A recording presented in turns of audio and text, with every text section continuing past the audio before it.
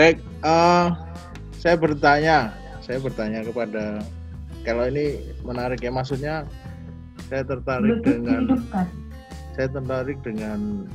pernyataan Pak Johan tadi, khususnya ini bagaimana akhirnya, ini mumpung ada Pak Johan, bagaimana akhirnya kalau ngomong kesenian itu skopnya di sekolah, akhirnya guru tidak terjebak pada kami mengajarkan gambar, kami mengajarkan keterampilan, dan akhirnya ya berhenti di produk gitu. Jadi apa yang bisa diupayakan untuk dapat menggali hal itu gitu Pak Johan. Oke, Mas Karol, terima kasih pertanyaannya. Saya kira kita harus sepakat dari awal bahwa eksperimentasi itu orientasinya adalah pada proses. Orientasinya pada proses, jadi bukan produk. Karena apa?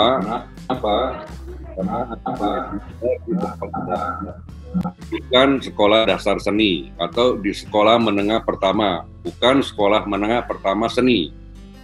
Jadi yang paling penting itu adalah prosesnya. Kemudian misalnya menggambar, itu kan sebetulnya kita mengembangkan kepekaan imajinasi itu. Jadi bukan harus selalu berorientasi pada bentuk. Seperti kalau saya mengatakan musik, itu bagaimana melatih kepekaan terhadap suara. Karena suara, visual itu kan setiap hari ditemukan anak-anak. Nah kadang-kadang guru ini terjebak di kurikulum sebetulnya, terutama kurikulum dari pemerintah ini. Karena kebetulan saya terlibat di akhir KBK, di KTSP secara full, kemudian di awal Kurtilas. Kemudian saya mengundurkan diri, karena itu sudah jauh dari imajinasi kita yang benar sebetulnya. Karena yang paling mudah untuk diukur itu adalah produk. Sehingga banyak sekali kita ketika memberi nilai, itu kita menilai produk. Padahal itu harusnya dipertanyakan, ketika seorang guru memberi nilai terhadap produk, terutama seni, bagaimana kompetensi dan kapasitas gurunya. Nah ini yang sering jadi kacau, sehingga seni itu dianggap tidak penting. Saya tidak mengatakan seni itu penting, tapi bagian dari pendidikan manusiawi, humaniora itu adalah seni. Orang bisa hidup tanpa seni, tidak ada masalah, tapi tidak ada satupun manusia di dunia yang bisa menghindar dari seni. Jadi seni sekarang sudah harus kita tafsirkan, tidak hanya seni yang ada dalam kurikulum seperti musik, tari, teater, gambar, nggak cuma itu. Cara orang makan pun termasuk bagian dari seni. Jadi seni itu intinya adalah kepekaan. Nah sebenarnya tujuan dari pendidikan seni itu. Kemudian yang kedua, kebetulan seni itu mengandalkan imajinasi sehingga diharapkan anak-anak bisa belajar kreativitas. Tetapi kalau kita terjebak pada produk, itu pasti akan stuck. Kemudian guru-guru merasa, saya kan tidak ahli seni, saya nggak ngerti seni. Akhirnya mengulang-ulang. Sementara saat ini, rangsangan anak-anak itu sama sekali bukan hanya dari sekolah. Ya, semakin kita PJJ, anak-anak semakin akrab dengan gadget. Semakin akrab anak-anak dengan YouTube. Semakin anak-anak akrab dengan medsos. Nah itu sebenarnya tantangan kita. Jadi anak-anak sekarang tidak hanya belajar secara formal di sekolah. Justru yang kadang-kadang membuat kacau itu yang informal ini. Karena pegang HP terus. Ya ini saya alami, kebetulan saya punya anak yang selalu bertanya gitu. Selalu bertanya. Ketika menemukan sesuatu bertanya. Nah saya kira ini bagus. Maka saya lagi Pak Carol, saya tahu kalau berorientasi pada produk itu pasti akan stuck. Tapi kalau kita berorientasi pada proses, saya yakin itu tidak akan stuck. Nah tentu saja kita tidak hanya sekedar berproses, bahwa proses itu akan menghasilkan produk. Tetapi kita tidak bisa menggunakan parameter seni untuk mengukur produk itu sendiri. Akan menjadi sangat subjektif. Ya kalau si gurunya tahu soal seni, dia akan menilai lebih, kalau dia nggak tahu akan menilai kurang. Nah ini kan berarti prosesnya yang terganggu. Jadi saya kira Pak Karol nggak perlu terlalu tertekan dengan produk ya. Memang ini persoalan yang kita hadapi adalah kita harus menjawab ketika orang tua bertanya.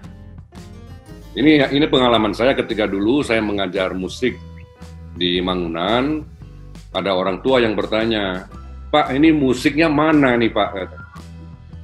Nah, saya tanya ke orang tua, menurut Bapak musik itu apa? Ya kan gitu. Ini kita tidak bisa menyalahkan orang tua karena pengetahuan orang tua juga terbatas.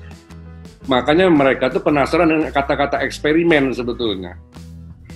Sehingga sering sekali orang tua mengukur anak-anak kita, mengukur Mangunan itu dengan pengetahuan mereka. Misalnya kebetulan orang tuanya dosen, dia juga mengajar, dia tahu soal kurikulum, tahu soal pembelajaran, dia penasaran, eksperimen seperti apa sih? Nah, ini memang salah satu tugas kita itu menjelaskan. Tetapi pada waktu implementasi, seperti pertanyaan Pak Carol tadi, saya kira kita harus tetap teguh pada proses ya. Dan itu yang saya tahu, salah satu pemikiran Romo Mangun juga, bahwa proses belajar itu jauh lebih penting dari produk. Ya, karena kalau produk itu kan evaluasi yang terukur ya. Kita bisa mempertanyakan alat evaluasinya apa, itu konvensi dari mana mengatakan bahwa nilainya begini, nilainya begitu gitu. Jadi pendidikan yang kita arahkan ke humaniora ini lebih kualitatif sebetulnya. Sementara saya kira itu Pak Carol, artinya lain kali kita bisa berdiskusi supaya lebih operasional lagi, kira-kira bagaimana sih pelaksanaannya. Terima kasih Pak Carol. Terima kasih Pak Johan. Pak Carol, Pak Johan ini menawarkan ada teman-teman yang dulu aktivis bersama Romo Mangun itu pengen bertemu. Mungkin nanti diskusinya bisa terfasilitasi setiap Kamis ya, untuk semakin mengajak kita mengembangkan belajar. Tadi Suster Ika menuliskan pertanyaan, menurut perspektif para pengurus yayasan ini, apa sih eksperimental? Maka kesempatan menjawab atau memaparkan saya berikan pada Romo Mul dulu. Apa sih eksperimental menurut perspektif para pengurus yayasan ini? Monggo Romo Mul, nanti Pak Johan juga bisa, Pak Delis kalau masih ada di sini juga bisa